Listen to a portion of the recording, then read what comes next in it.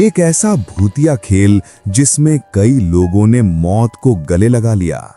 एक शहर के कोने में एक भूतिया घर था। उसकी दहशत की खबर से सभी शहरवासी परिचित थे। उस घर के आसपास कई एकड़ जमीनों तक कोई घर नहीं बना था। दरअसल उस घर के आसपास कोई रहना ही नहीं चाहता था।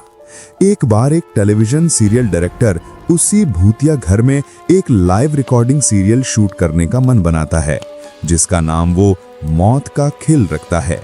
इस खेल में चुने हुए प्रतिभागियों को भूतिया घर के अंदर पूरी रात गुजारनी होगी और इस दौरान हर कमरे में कैमरे लगे होंगे जो इनके डर भरे पलों को रिकॉर्ड करेंगे और अंत में जो प्रतिभागी बिना डरे पूरी रात गुजार लेगा उसे 1 करोड़ की इनामी राशि दी जाएगी।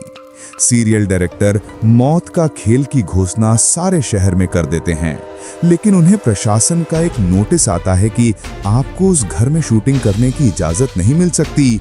वो घर खतरे के दायरे में आता है। सीरियल डायरेक्टर बहुत नामी हस्ती था, इसलिए वो निजी तौर पर प्रतिभागियों की जिंदगी की सुरक्षा की गारंटी ले लेता है और कुछ शर्तों को लागू करने के बाद प्रशासन से उस भूतिया घर में सीरियल रिकॉर्ड करने की मंजूरी मिल जाती है, जिसके लिए उसे 2 गुने पैसे खर्च करने पड़ते हैं। प्रशासन की परमिशन मिलते ही पूरे शहर में मौत का खेल के पोस्टर चिपक जाते हैं। मौत का खेल शहर में होने वाला था, लेकिन लोगों में उत्साह से ज्यादा दहशत भरी हुई थी। पूरे शहर को यकीन था कि इस प्रोग्राम में हिस्सा लेने वाले लोग जिंदा नहीं बचेंगे, लेकिन ये दुनिया तरह तरह के इंसानों से भरी है। उस प्रोग्राम में इनाम की लालच में कुछ लोग हिस्सा लेने पहुंच जाते हैं।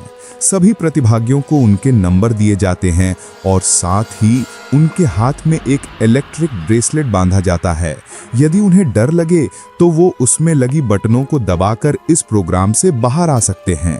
प्रतिभागियों में 12 लड़के और 3 लड़कियां होती हैं। दिन के समय ही बिल्डिंग के कमरों में कैमरे लगा दिए गए थे, क्योंकि रात को भूतिया आत्माएं उस बिल्डिंग के कमरों में दहशत का तांडव मचाती हैं और रात के समय अंदर जाने की हिम्मत बहुत कम लोग ही जुटा पाए थे।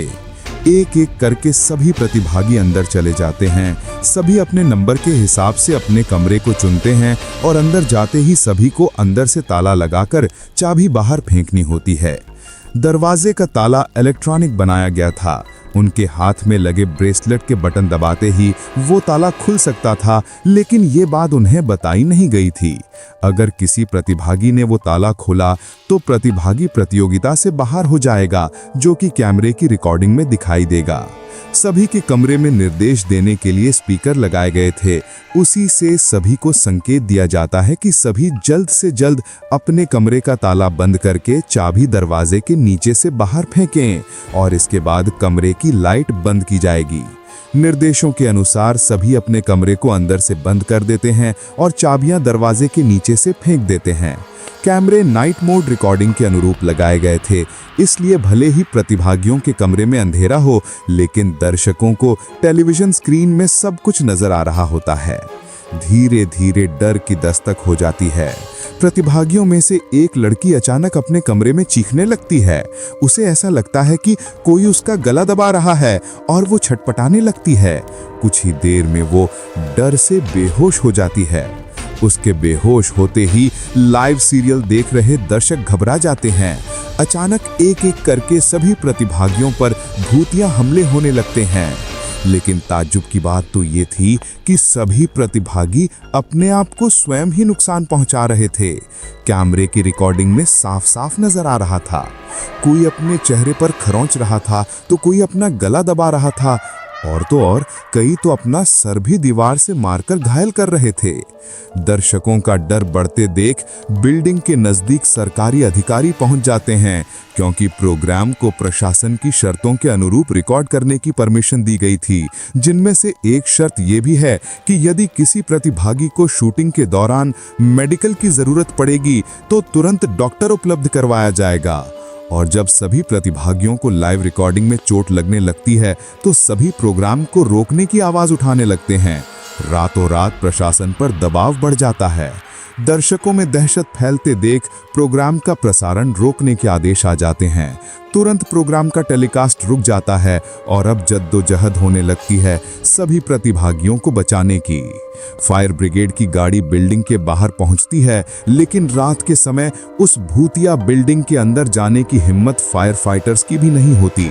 सभी बाहर से खड़े होकर प्रतिभागियों की मौत का तमाशा देख रहे थे, क्योंकि सभी उस बिल्डिंग के खूनी इतिहास से अच्छी तरह वाकिफ थे। कमरे में लगे हुए स्पीकर की मदद से सीरियल का डायरेक्टर प्रतिभागियों को ब्रेसलेट का बटन दबाकर बाहर आने का निर्देश देते हैं, लेकिन किसी प्रतिभागी को स्पीकर से कोई आवाज सुनाई नहीं देती और न ही प्रतिभागी इतने कंट्रोल में थे कि वो ब्रेसलेट की बटन दबा सकें। देखते ही देखते सभी प्रतिभागी लाइव रिकॉर्डिंग में ही आत्महत्या कर लेते हैं, लेकिन सब जानते थे कि ये भूतों के द्वारा किया गया नरसंहार है। सुबह होते ही सबकी लाशें निकाली जाती हैं और सीरियल डायरेक्टर को भारी मुआवजे के साथ कई साल की जेल की सजा सुनाई जाती है और उस बिल्डिंग को हमेशा के लिए नो विजिट जोन घोषित कर दिया जाता है।